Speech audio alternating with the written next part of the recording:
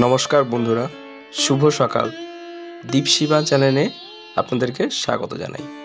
তা আজকে একটা নিয়ে এসেছি মজাদার মুখরোচক রেসিপি, লাউ পাতার বাটা। তা প্রথমে কিছু কচি লাউ পাতা আমাদের নিতে হবে। নেওয়ার পর সেগুলোকে মিক্সারে গ্রাইন্ড করব। তা দেখুন, রেসিপিটা শুরু করা যাক। দেখুন, প্রথমে কিছু কচি লাউ পাতা নিলাম। একদম কচি লাউ পাতাগুলোকে কেটে নিয়েছি।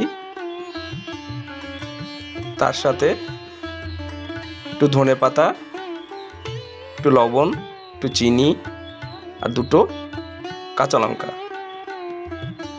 কেটে রাখা পাতাগুলো সব মিক্সারের মধ্যে দিয়ে দিলাম, মিক্সার গ্রাইন্ডারের বোনের মধ্যে দিয়ে দিলাম। লঙ্কা দিলাম, ধনে পাতা, একটু লবণ,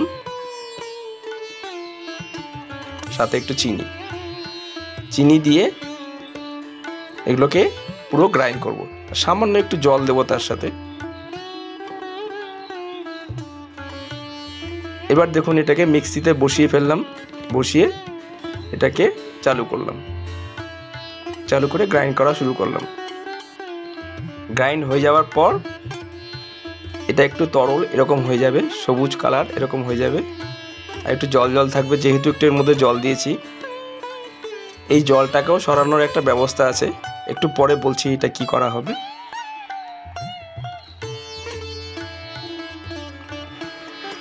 তো এবার গ্যাসে কড়াই বসিয়ে তেল গরম করে নিয়েছি আগে। তার মধ্যে একটু কালো জিরা দিলাম, একটা শুকনো লঙ্কা, একটু নাড়িয়ে চাড়িয়ে নিলাম।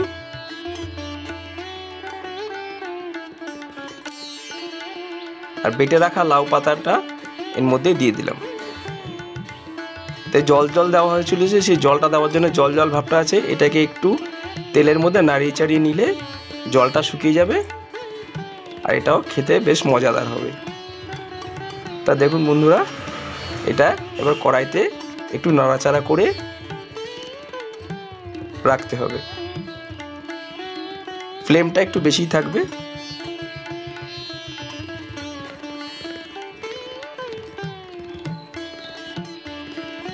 তা দেখুন, অনেকটা শুকিয়ে এসছে।